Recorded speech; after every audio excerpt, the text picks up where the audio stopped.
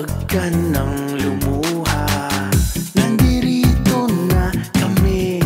Ayusin natin ang problema. Kayang-kaya mo, kayang-kaya mo, kayang-kaya mo yan. Kayang-kaya mo, kayang-kaya mo, laban lang. Kayang-kaya mo yan. Kayang-kaya mo, kayang-kaya mo, kayang-kaya mo yan. Kayang-kaya mo, kayang-kaya mo, laban lang. Kayang-kaya mo yan. Magandang hapon Pilipinas. Welcome sa inyong paboritong Sabado ng hapon na programang Kaya Mo Yan sa DZRH. Medyo umuulan-ulan na ngayon at mukhang titumigil na yung summer. Kanina malamig na sa silang. Pabatiin ko muna, ulang-pula ang aking mga partner. Partner Cory, ulang-pula ka ngayon hapon na ito. Siyempre, palaging happy kapag nakasuot ng pula. Magandang hapon po mga kababayan. Ako po si Cory Quirino kasama ang aming ibang partner na nawala si partner Emmer. Kasi mobile siya. Meron siya mga pabahay project. Pero babalik-balikan tayo ni kasama ng Emmer mamaya habang siya ay mobile. At sinasabi nga natin dito, very nice, maganda ating programa ngayon. Ito, talagang bilib ako sa guest natin mamaya eh. Simula pa noong bago namin sinara yung Boracay noong 2018, partner, kausap ko na ito. At meron na siyang master plan at malalaman natin mamaya kay Architect June Palafox ang iba pang challenges at vision niya. Maganda. Maganda ang vision. Alam mo, may kasamang drawing yung vision eh. Pero it has to start with something. Diyan magaling yung ating guest. Pero bago yan, sa oras natin 4:07 ng hapon, may balita, partner Cory, sa Department of Agrarian Reform. Tuloy-tuloy na at pinapatuloy ni Pangulong BBM or Bongbong Marcos at Secretary Estrella ang pamana ng Agrarian Reform Program at namahagi ng 4,351 titles ng lupa sa SOC Sargent. Wow! Noong isang araw sa Coronadal City, sa pagpapatuloy ng mga pamana ng kanilang ama at lolo, na mahagi noong May 24 o kahapon, sina Pangulong Ferdinand R. Marcos Jr. at Department of Agrarian Secretary Conrado Estrella III ang kabuang 4,351 titles ng lupa na sumasaklaw sa 5,918.44 hectares ng lupang agriculture sa 4,271 agrarian reform beneficiaries sa South Cotabato Gym and Cultural Center na ginanap sa Coronadal City, South Cotabato.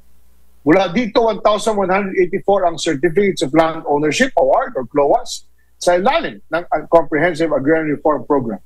Kasabay nito, 3,167 ang Electronic Land Titles or e-titles sa ilalim ng Support to Parcelization of Lands for Individual Titling or Split Project sa mga agrarian reform beneficiaries sa mga lalawigan ng North Cotabato, Sarangani, South Cotabato at Sultan Kudarat.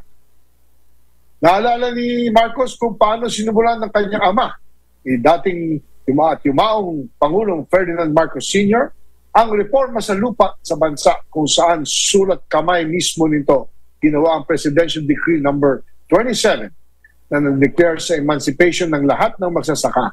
Kasama noong si dating Secretary Conrad F. Estrella or ang grandfather ni Conrad Estrella III, ang lolo ng kasalukuyang kalihim ng Department of Agrarian Reform. Kaya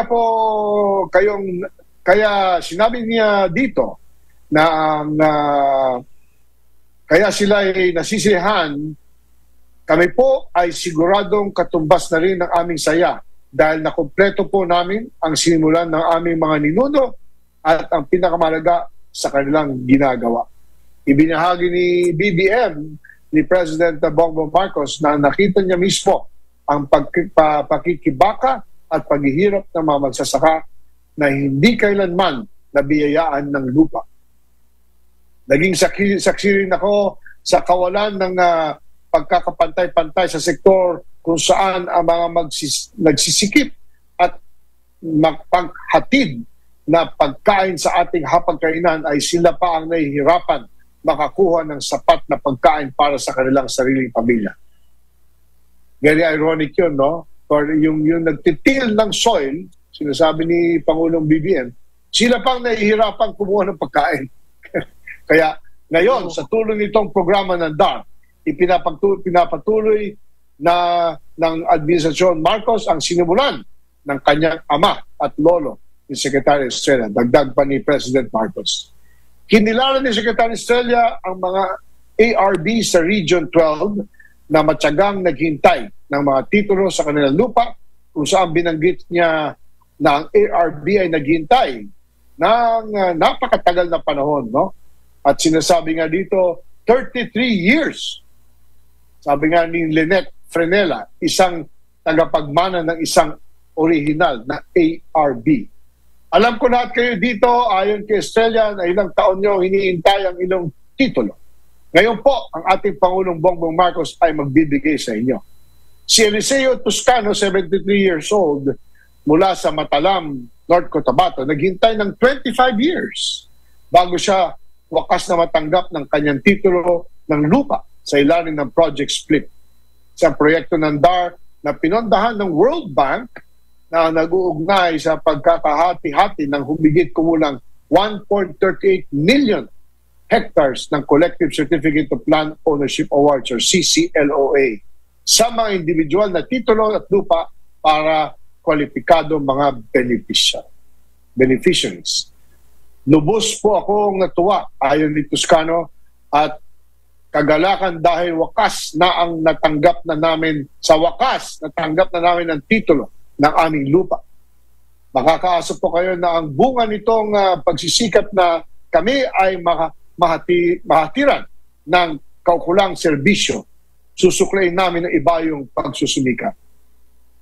Sa Cabuan, na ipamahagi ng region ng DAR, Soc-Sargent, ay 10,700 titles ng lupa sa mga ARB.